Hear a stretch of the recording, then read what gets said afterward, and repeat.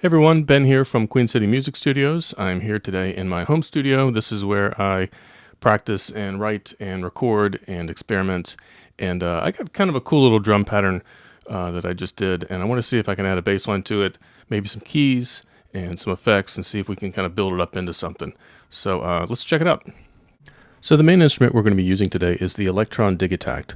This is an 8-voice drum computer and sampler. It's also got 8 channels of MIDI that we can use to control other instruments in our setup here. But we're just going to look at the drum patterns, the samples that are in here for now. Our BPM is set to 120. We also have our swing set to 57%. That's just going to kind of help the groove shuffle along a little bit.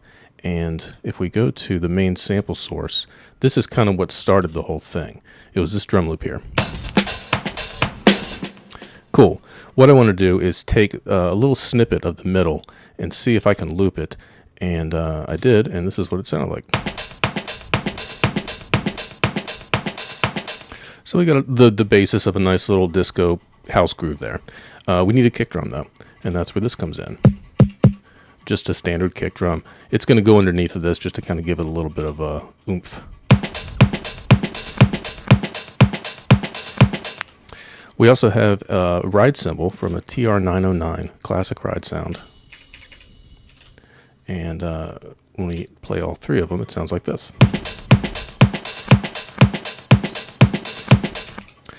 So far I'm liking it. We need some hand claps though. Hand claps are my favorite instrument. They're my favorite sound rather.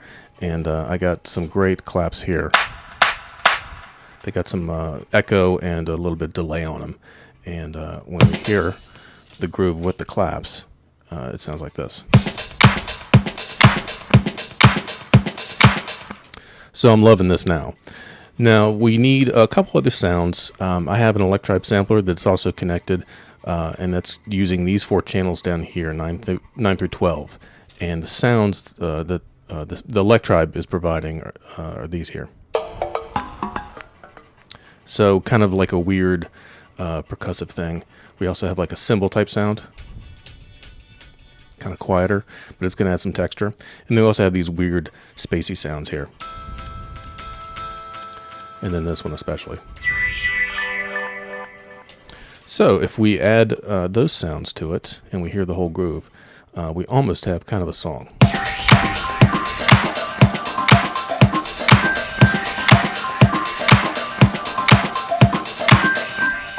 Sounds pretty good.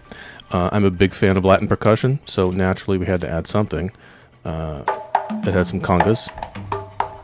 And that is the conga loop that I used. And what I did was I chopped it up. So you'll see how the cursor kind of moves around depending on where it is in the pattern when I play the conga loop. So it's kind of moving all over the place depending on how I programmed it. I'm going to start bringing the other drum sounds in.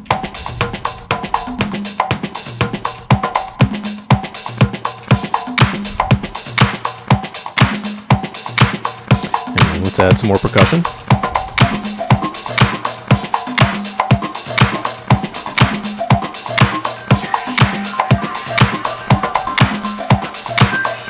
Cool. Now we need a bass line.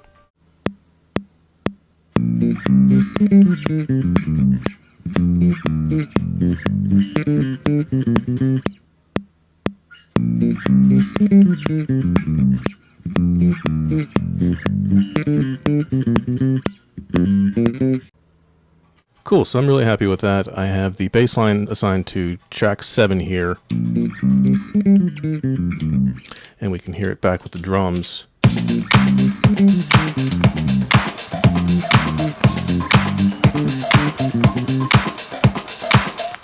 Sounds good. Very Roy Ayers, very 1970s disco, a lot of octave jumps there. I want to double that up actually with something from the Novation Bass Station 2. This is a 3 oscillator analog monosynth that's really powerful, and it can sit really well in a mix depending on what you use it for.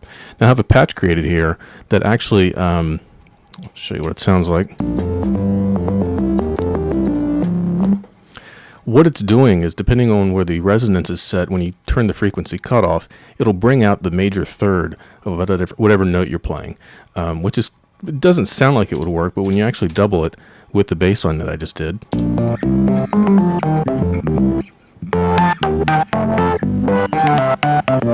Sounds kind of warped,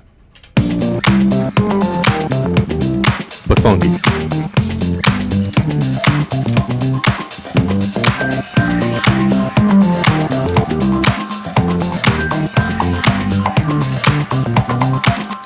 And that's just going to help out with the bottom end with the bass line. But I think now it's time to add some keys.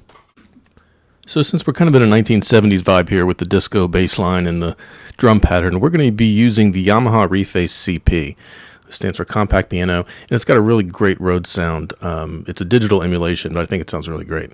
It's also got some cool effects on it. So by itself, it sounds okay. But when we add some tremolo, let's add a phaser, and then we'll turn on a little bit of analog delay.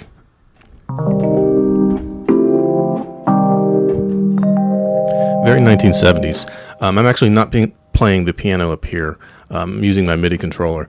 These keys are just kind of awkward to play. So anyway, we got kind of a C minor to G minor thing. Let's go ahead and record some keys in.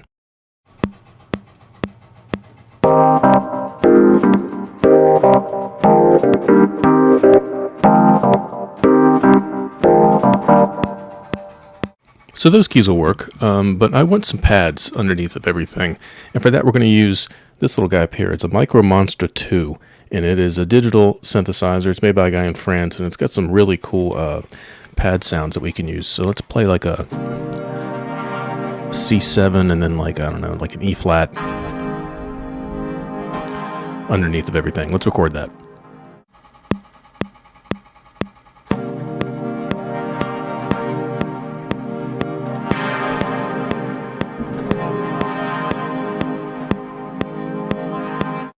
Okay, now that we have our pad recorded, we're going to go back to the Digitakt here, and I have a sample that's going to kind of act as a sound effect, and normally it sounds like this. But I have it pitched up here, and that's just going to kind of add, I don't know, some spacey ambiance to the song. We also have a cymbal here on track 8. We don't want that coming in on every downbeat, so it's currently going to be coming in on the beginning of every 8 bars. So let's hear what our keys sound like with our drums.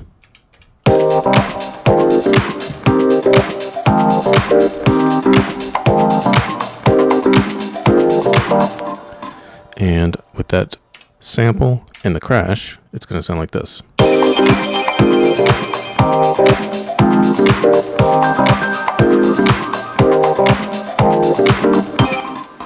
So I'm happy with that. And then now when we bring our bass line in with the pads,